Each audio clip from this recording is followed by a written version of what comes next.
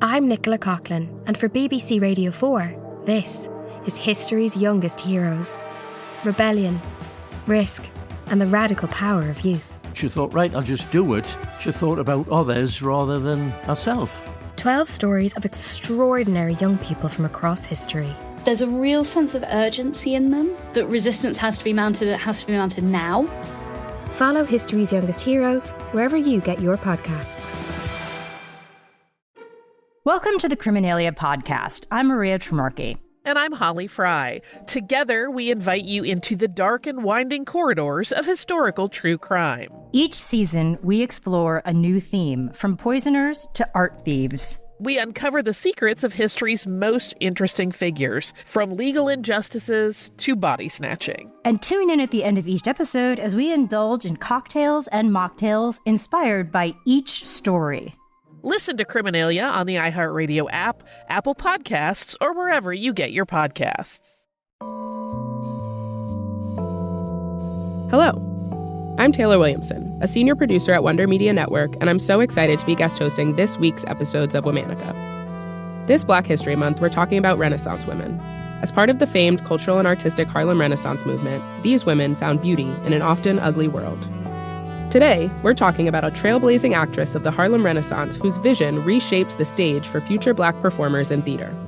Langston Hughes even wrote a role specifically for her in one of his landmark plays. Please welcome Rose McClendon. Rose was born in 1884 in either North or South Carolina. Around 1890, seeking refuge from the growing racism of the South, Rose and her family joined the Great Migration and moved to New York City. Her parents took jobs as a housekeeper and coachman, while Rose dove into the world of performing arts and began performing in church plays. In 1904, at 20 years old, Rose married Dr. Henry Pruden McClendon. Henry was a licensed chiropractor, but made most of his income working as a Pullman porter. The couple packed their bags and moved from Lower Manhattan up to Harlem. Rose continued her involvement with church theatricals, this time at St. Mark's African Methodist Episcopal Church in Harlem. Her amateur acting career took a turn in her 30s when she began receiving formal training. In 1916, Rose was awarded a scholarship to study at the American Academy of Dramatic Arts. During this time, Rose began collecting her own personal entries along with clippings and ephemera about African-American actors during that time. In one instance, Rose wrote, "When the chance came to study under the late Franklin Sargent of the American Academy of Dramatic Arts, I jumped at it.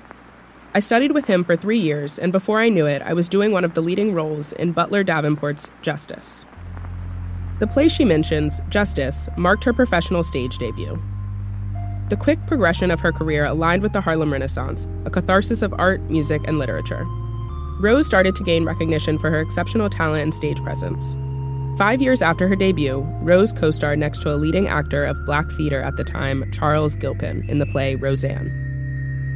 She also developed a mentee relationship with Anita Bush, a well-known actress who helped train other prominent actors.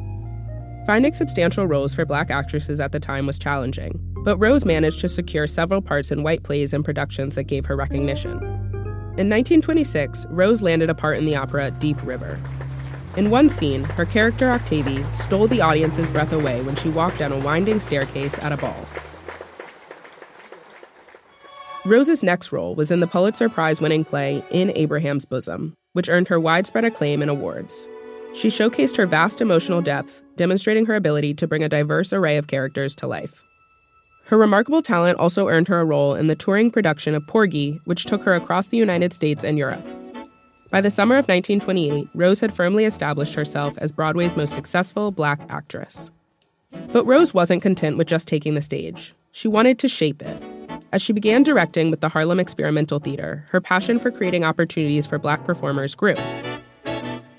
Her journey eventually led her to the Federal Theater Project, where she developed the idea for a Black theater company, eventually co-founding the Negro People's Theater in 1935.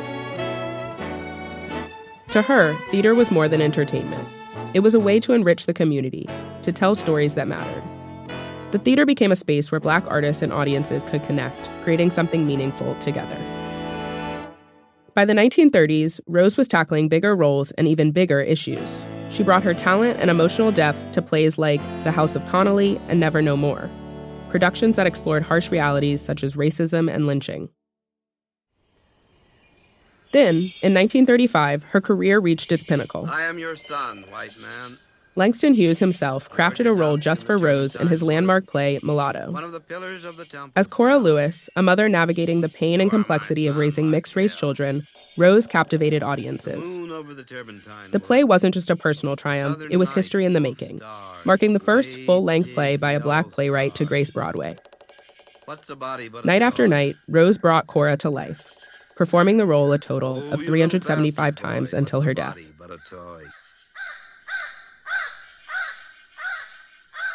In 1936, at 52 years old, Rose passed away from pleurisy and pneumonia. Her co-founders of the Negro People's Theater renamed it the Rose McClendon Players in her honor. This group became a cornerstone of Harlem's artistic scene, continuing Rose's mission to elevate and empower the community through theater. All month, we're talking about Renaissance women. For more information, find us on Facebook and Instagram at Womanica Podcast. Special thanks to Jenny and Liz Kaplan for having me as a guest host. As always, we're taking a break for the weekend. Talk to you on Monday. I'm Nicola Coughlan, and for BBC Radio 4, this is history's youngest heroes. Rebellion, risk, and the radical power of youth. She thought, right, I'll just do it. She thought about others rather than herself. 12 stories of extraordinary young people from across history. There's a real sense of urgency in them, that resistance has to be mounted now. Follow history's youngest heroes wherever you get your podcasts. Welcome to the Criminalia podcast. I'm Maria Tremarchi. And I'm Holly Fry. Together, we invite you into the dark and winding corridors of historical true crime. Each season, we explore a new theme, from poisoners to art thieves. We uncover the secrets of history's most interesting figures, from legal injustices to body snatching. And tune in at the end of each episode as we indulge in cocktails and mocktails inspired by each story. Listen to Criminalia on the iHeartRadio app, Apple Podcasts, or wherever you get your podcasts.